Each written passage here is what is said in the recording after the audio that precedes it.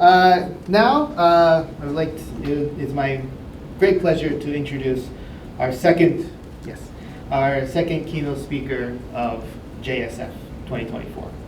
So if you work at Kyushu University, or you live in Fukuoka, or you have a child who's like under 10, who's like scientifically inclined, our next speaker perhaps needs no introduction.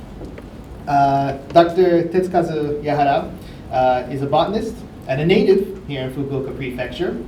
He is a former professor at Kyushu University's Faculty of Science, currently a professor emeritus and the director of the Fukuoka City Science Museum. His research specializes in ecology, evolutionary biology, and sustainability. He is the publisher of many books and the recipient of many awards, including the Cabinet Office's Green Academic Award and the Matsushima Konosuke Flower Expo Memorial Award. And better yet, a former speaker of Nerd Night Kyushu. And his talk is on our YouTube page, so please check it out. So it is my great pleasure to introduce Dr. Yahara for his keynote talk, From Outreach to Co-Creation, Lessons Learned from Science Education Programs for Children at Fukuoka City Science Museum.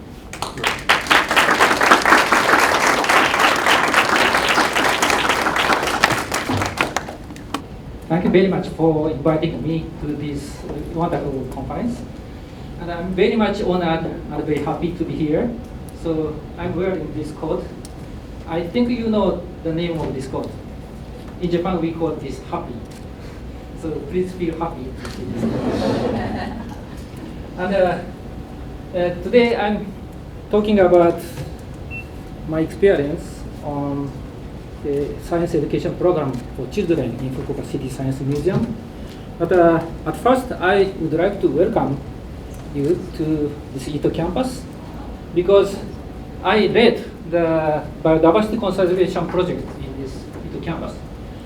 This photo is a picture of the campus under construction.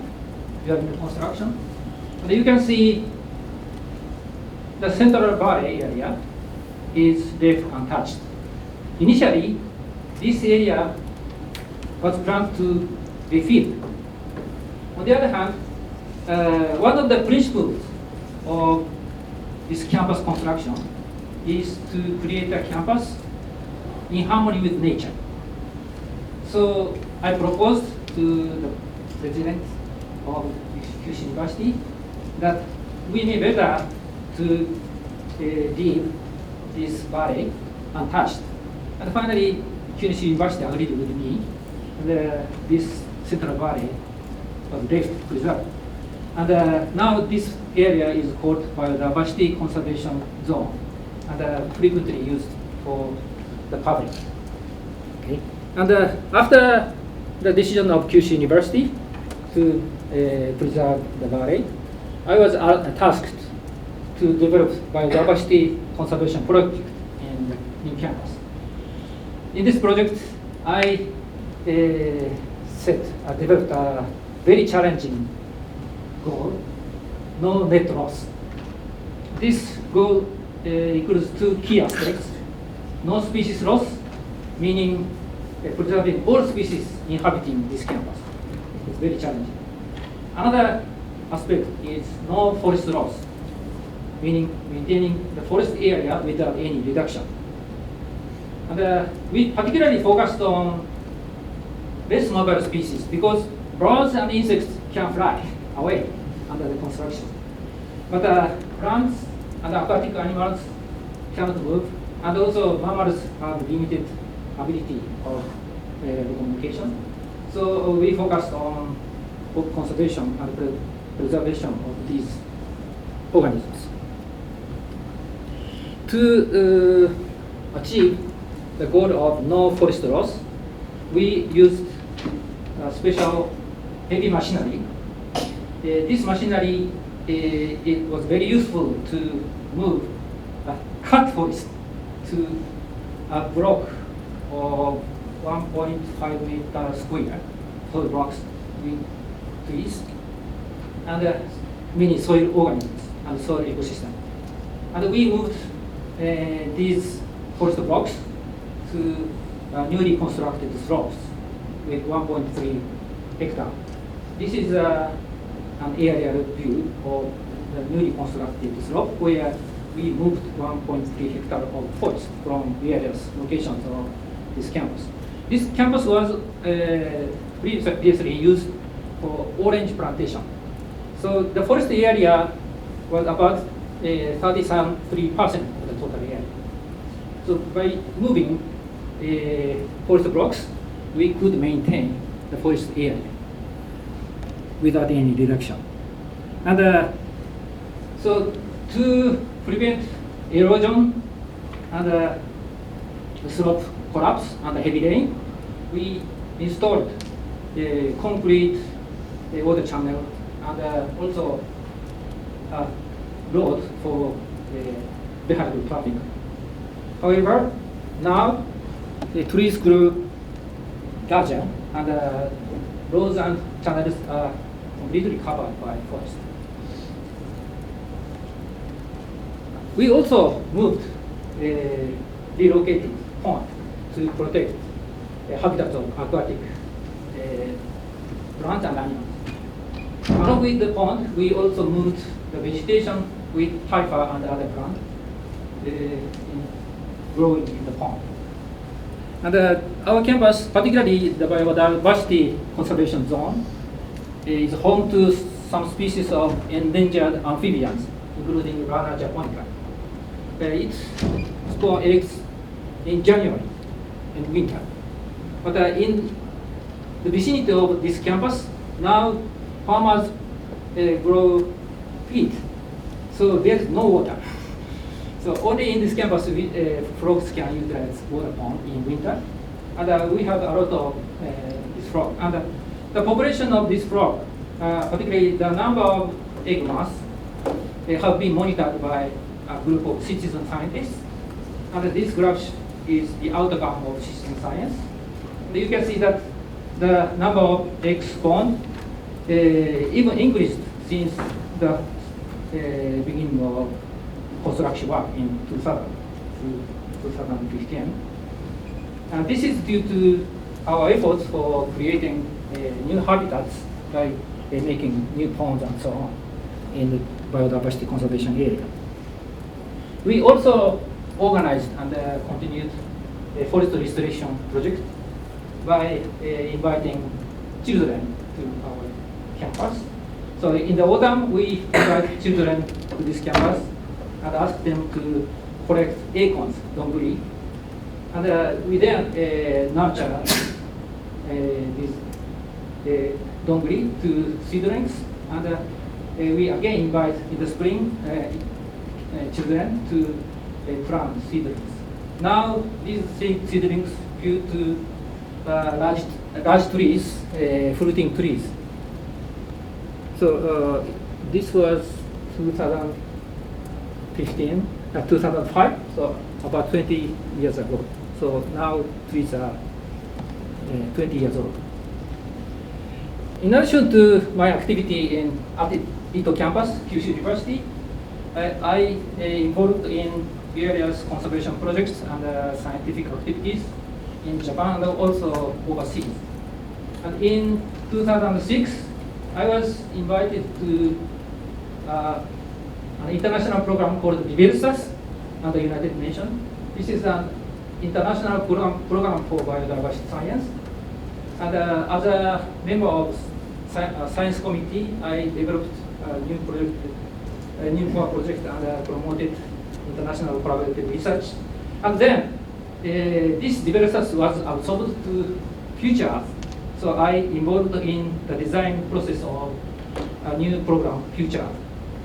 Future Earth is Future Earth integrated 3 United Nations affiliated programs, including Biodiversity, IGPP, and IHDP, to integrate these activities for solving many international global environmental issues.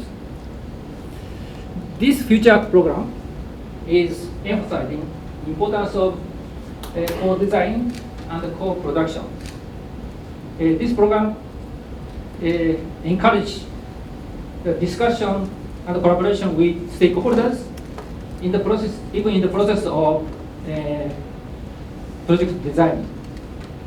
Because as you know, traditionally, scientists design scientific projects and conduct research and provide scientific findings to stakeholders, and then stakeholders would utilize the product of science.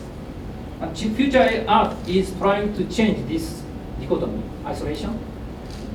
So we are trying to invite stakeholders in the process of designing scientific research and developing common goals, and collaborate even in the process of production, and we use products mutually. This is a concept of future, and it's very fantastic, I think. So at Kyushu University, I promoted several research initiatives to achieve the goal of future, and we made many activities, and those findings and products are compiled in an English book titled Decision Science for Future Art. And this book is open access, so please download.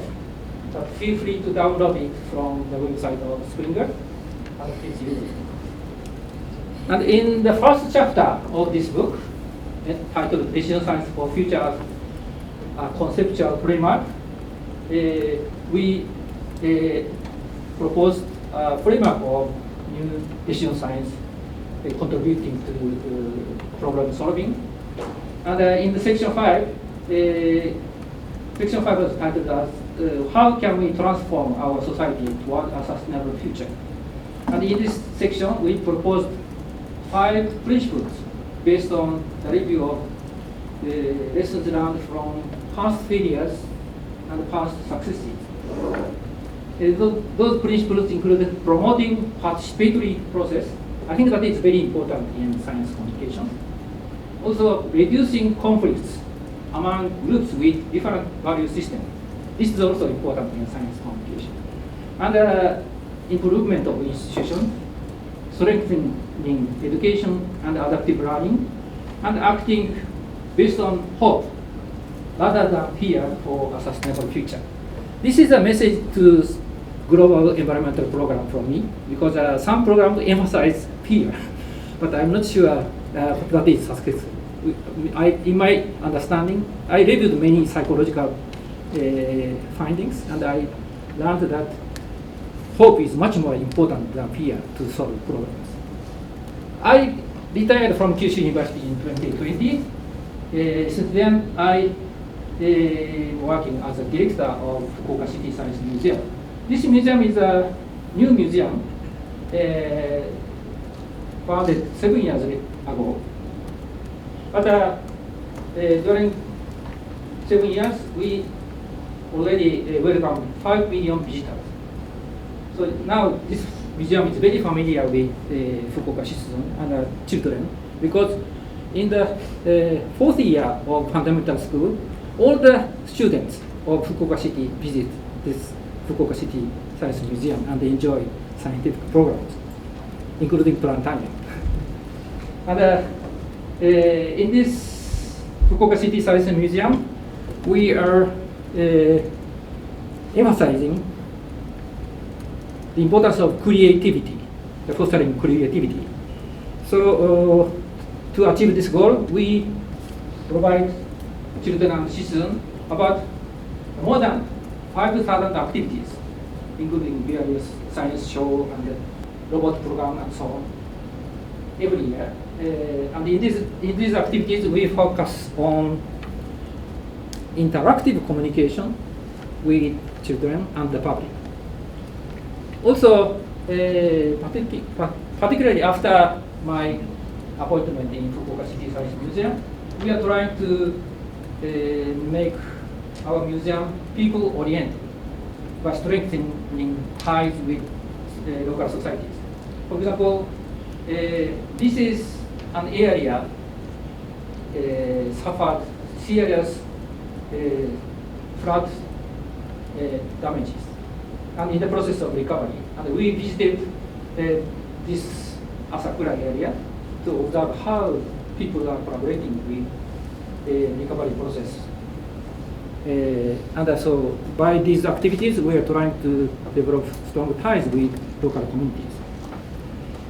And in the Fukuoka City Science Museum, we designed several course lists, including Darwin course, Newton course, and SDGs family meeting. And in the Darwin course, this program is designed for children aspiring to become future scientists, particularly future biologists. And this program includes 6 themes: forest, river, city, food, people, and human history. Can you image what is the sequence of this order? This program is structured around the human journey. So at first, our ancestors lived in African forest, and then moved to the savanna to live by river, and developed cities, and innovated various cooking skills. That was very important for evolving our population family. And then we acquired various characteristics unique to human. So this is the program to learn human history. And in the first session of this program, we invited participants, children, to the Biodiversity Conservation Zone in the Kyoto campus, where they observed various organisms. They enjoyed very much to find and collect and observe various organisms. One of the participants, he was a student of fundamental school. He was interested in hair horse worms. Do you know that? In Japanese, it's called a hariganemushi, like a wire. It is a parasite of mantises, kamakiri. And he was much interested in this hariganemushi, a horsehair worm. And he continues the research on the relationship between kamakiri and hariganemushi. And now he is in the second year student of middle school. He is still working on this project.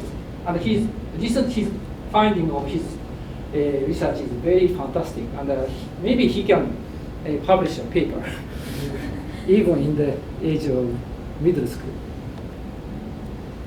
And in the last final session of the Darwin course, I posed a question: what are the characteristics unique to humans acquired through the evolution from the common ancestor with chimpanzees? I'm an evolutionary biologist, and I'm much interested in the evolution of our humans. And so I asked this question to children. And I used this picture. This picture was taken in the Ito camps in the first session, in the first fieldwork session at the Biodiversity Conservation Zone. And participants are climbing on the tree. He's a teacher, a mentor. And they are looking for insects inhabiting tree trunks. And in this picture, at least 5 features unique to humans are captured. I put this quiz to children to encourage thinking about the unique nature of humans. Can you identify all of 5? Anybody can answer? Okay. The use of tools. Tool. Yes, one of the answers is using a tool. It's a very important feature of our humans. Another one? Standing upright. Standing. Upright standing. Upright. Yes, upright bipedal walking is a unique feature of humans. Yes. 2, 3. Hunting, not hunting, but collecting things in a group. Collecting In a group, in a group. not individual. Yes, but lions and many other group animals can cooperate for hunting, but that is not unique to China. Very close. Very close, like the first, for instance. And time is limited, so I would like to introduce very interesting answer. One unique feature of our humans is our ability to use thumb and index finger bring together, and we can pick up small things. And you can see this finger action, and picking up insects. This is a unique feature, and in my idea, this ability of finger action evolved through our behavior to pick up small plant seeds. Okay, anyway, this kind of interactive discussion, children very much enjoy this kind of interactive discussion. And the second question is our behavior preferring fishing. So in the second session, river session, children enjoy catching fish in the river near the Fukuoka City Science Museum, river Hikawa. It's a very clean river, and children can catch many fish and other animals. And this was the most popular session among the 6 sessions of dive course. They are very much excited to catch fish. Then, why do we enjoy so much fishing? This is another question. And in my idea, this preference was acquired because we lived in the savannah by river to catch fish. So by this series of questions, children can experience and image how our human traveled during human journey. And the third unique feature of our humans is our ability to run for long periods. As you know, there are many other animals that can run much faster than humans, but no other animal can run long time. So endurance running, like a marathon, is a unique feature of our human. By this ability, our species can spread on the globe everywhere, and very quick. And in my understanding, this unique feature evolved through our behavior for chasing and capturing animals for extended periods, longer than animals. Now, we can drink water, but animals cannot drink water if they are chased. Okay. This is a popular hunting method in Africa or in Australia called persistent hunting. And during this process, our hair was lost, and so we are often called naked apes. And many human characteristics are associated with this persistent running. And such kind of discussion we made in the post. And also we had a session of expression after each session of the course. In this expression session, we ask children to express their learning experiences by using drawing or three-dimensional model. And we think this kind of expression activity enhance learning through experiences for various nature and science. So this slide summarizes principles we developed through the governing course. First, rather than simply providing the correct answers, we offer opportunities for learning through experience, fostering discovery and questioning. Discovery and questioning are very important. Secondly, by engaging in activities that express what they have learned, we allow children to enjoy the process of understanding. The excitement of I got it, that is important. It comes from making connections between pieces of knowledge. And sometimes this connection is wrong, but it's okay. It's perfectly fine if that understanding involves making mistakes. Even in scientists, sometimes our understanding is mistakes. So it's okay. And after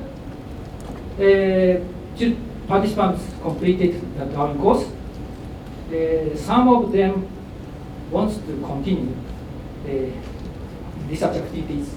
So I invited them to a monthly seminar led by myself called Kancho Zeni, Director Seminar.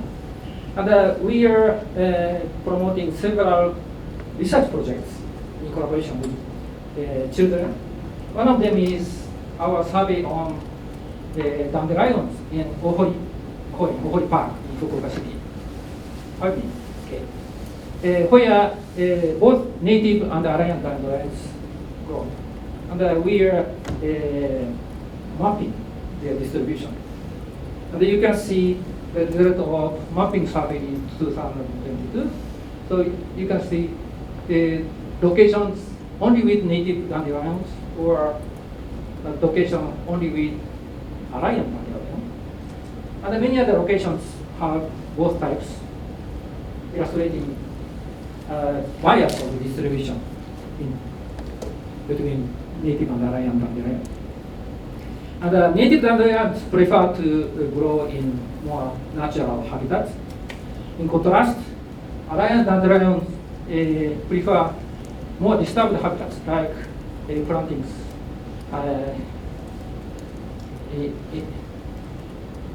in street tree block.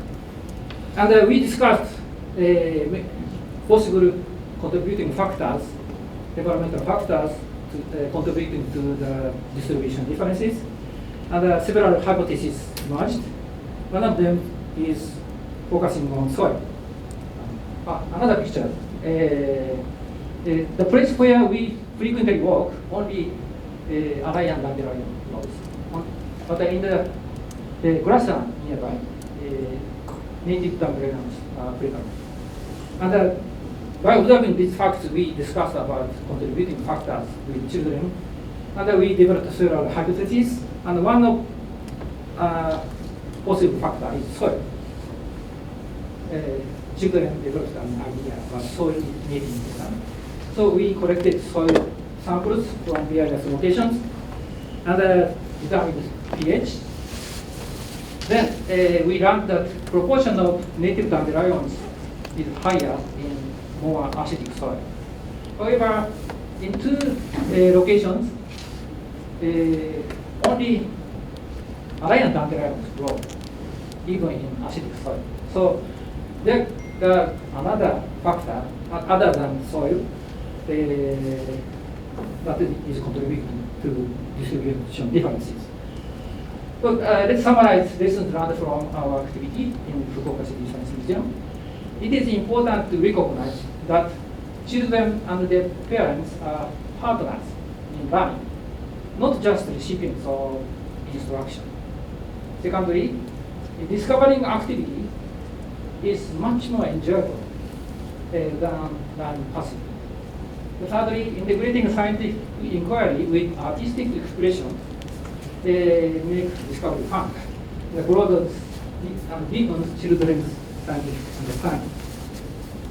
So we scientists and scientific communicators undoubtedly possess richer scientific knowledge than children and their parents. But we think it is the role of formal school education to teach that knowledge at the correct answer. So in science communication at places like science museums, we think it is important not to approach from a position of authority, but to interact with children as equals, valuing their curiosity and creativity. Thank you for your attention.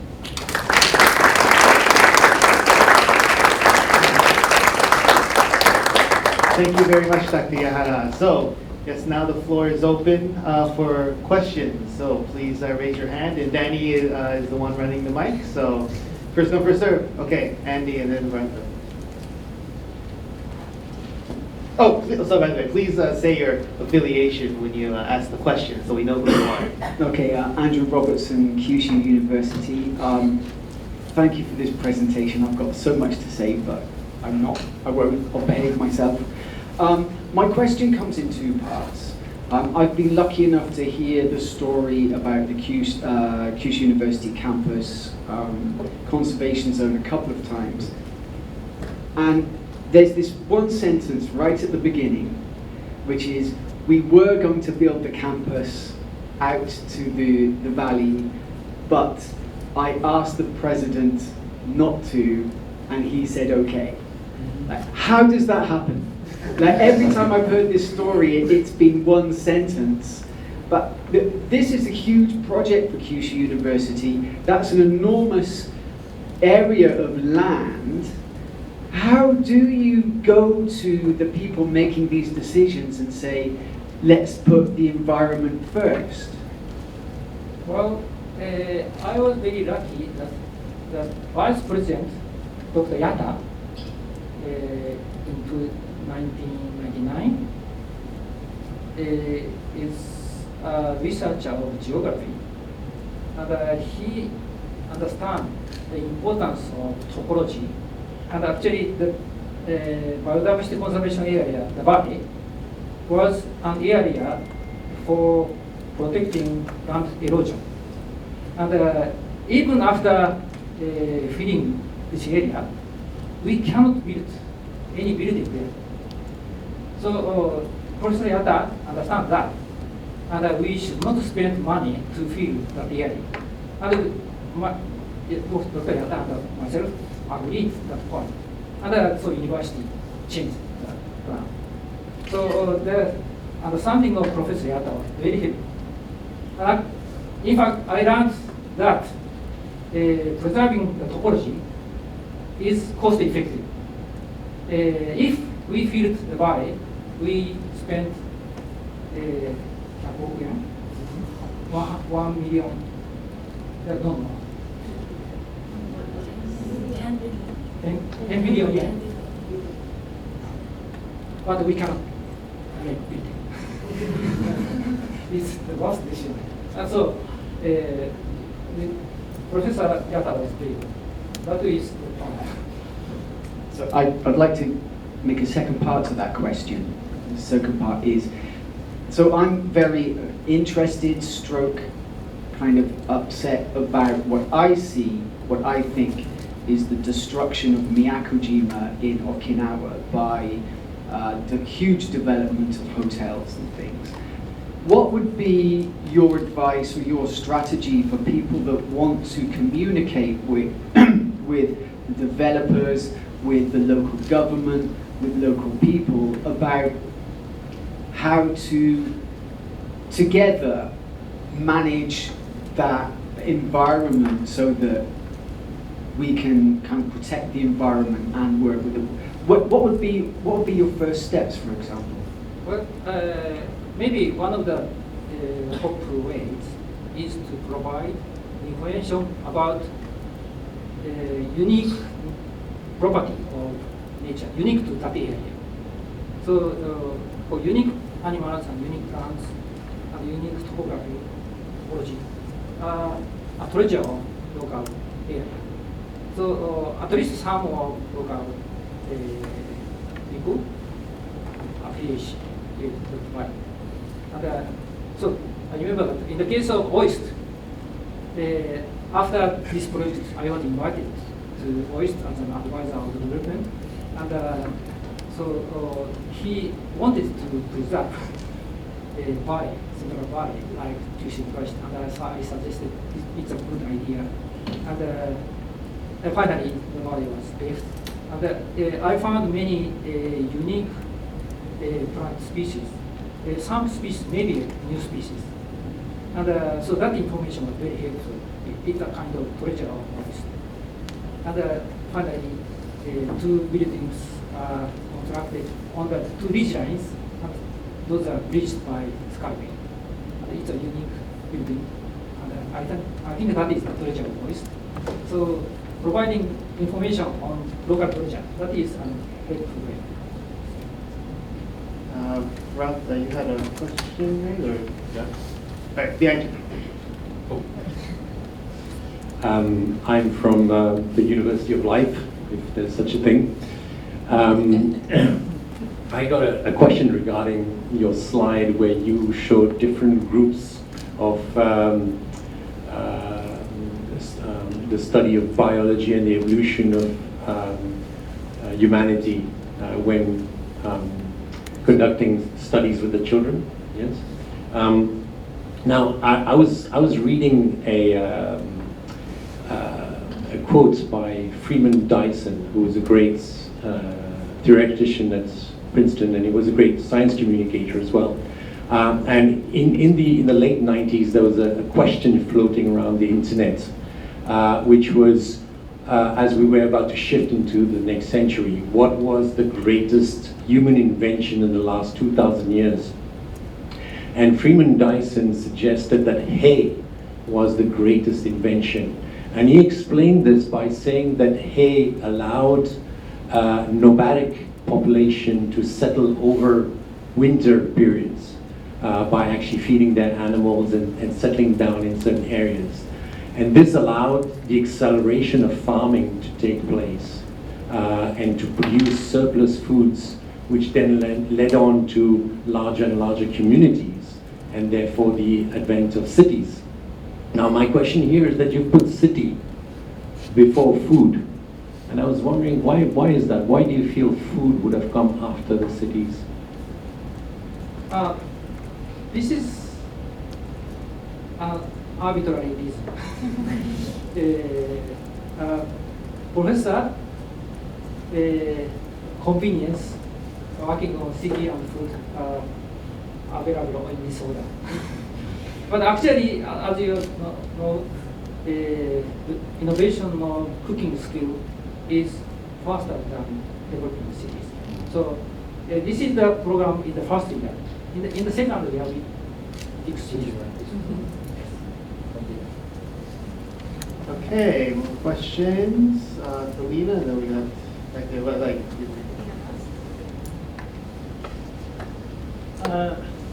Thank you so much for this talk, very interesting.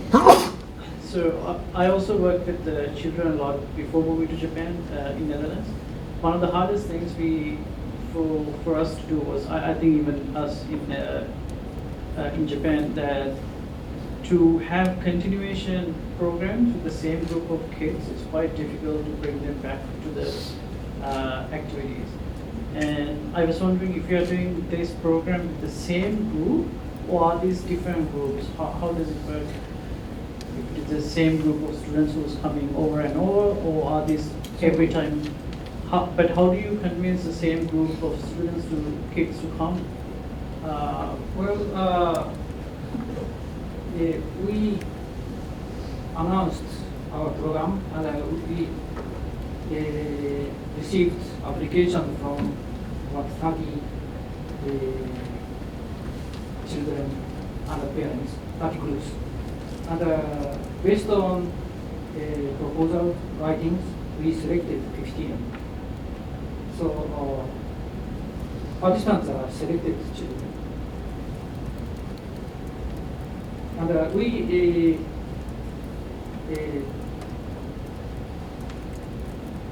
organized the first series of sessions, including 6 sessions, and the second series, so introductory series and advanced series. and we spent 1 year, so a group of children completed 1 year program. After that, some of them participated in my director seminar. And in this director seminar, I also accept children from Newton course who are much more interested in physics and chemistry. So the member of the director seminar are highly intelligent genius and flexible. But the participants of the Darwin course and Newton course are fixed. Okay, thank you. I think this already have a question, right? Thank you very much for the talk. I'm Pinto from Hokkaido University, and actually I have 3 questions all kind of related to each other. One at a time, yes, certainly. And my question, first one was, how long have you been, I understand there are multiple different courses, and how long have you been running them? How long? Yeah, how many years have you been? Well, these 5 sessions were almost half a year. Okay. And in each session, we have days of experience in planning and days of expression. So we use 2 days. Okay, thank you. Second question would be, I think you just mentioned just now that you have more children applying than you have place in the course. And may I ask how you select these children? Is it on a random basis or? No, I asked children to write the interest. And what is your most important question? And so the candidate participants sent us the writings, and so those are very interesting. And so several reviewers evaluated those writings and finally selected 15. Okay. Okay, my final question would be, to what extent are children-led studies incorporated into your programs? Children? In the sense, the idea I have in mind is, if you've heard of it, Montessori style education, where the child is interested in something and the adult helps the child do that. If that makes sense. In the Darwin course,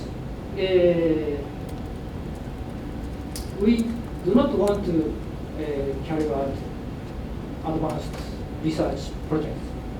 The experience, so acquiring rich experience on various organisms and nature, that is the goal.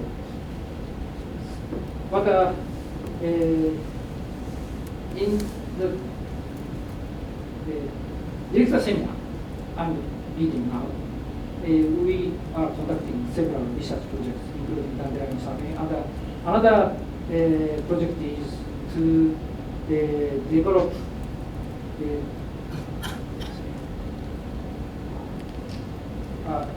to propose a renewal plan of Ohol Park for Fukuoka City, because Ohol Park is a very good park, but still we can improve several settings. So we visit various places and find drawbacks, and we are developing proposal. Such kind of activity we are pursuing. All right, thank you very much. We have probably 2 more minutes, so 1 more question. Thank you very much for the very interesting talk. My name is Kaoru Natori. I work at Doctors Without Borders Japan. Hopefully I can ask you 2 questions. One is that, have you seen any the impact of human activity on natural conservation? I ask this question because we recently experienced COVID, and I believe that there is not much traffic due to human activities ongoing, and therefore, was there any findings in any of your programs? The second is your outreach program activities to school children. Do you work with the Board of Education, City Board of Education, to deliver some of these interesting initiatives to classrooms? As for the first question, see. So Darwin course and Keynote course are designed for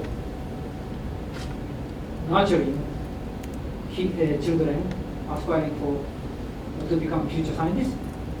So the relationship between human and the environment are not emphasized. But even in this Darwin course, we visited our new campus and we explained how this new campus tried to harmonize development with nature conservation. Such kind of things students learn. And we have another program called SDG family meetings, where children and their parents design future of the city, considering sustainability, that are more solution-oriented focus. And for the second question, our city museum is under the Kodomo Mirai Kyoku of Fukuoka City, so administration for children and future. And so we can propose various things, but that department is not directly associated with Kyoku Inkai and the school. So maybe a more fruitful way is to directly interact with fundamental school and middle school. And we already have good connection with several schools. But as I told you, all the fundamental schools have a special day for visiting Fukuoka City Museum. And in that process, we can interact with teachers of fundamental school. So we have many opportunities to provide various ideas and methods for improving school education. Okay, thank you very much. And that we are at time, so please give another round of applause. Thank you very much.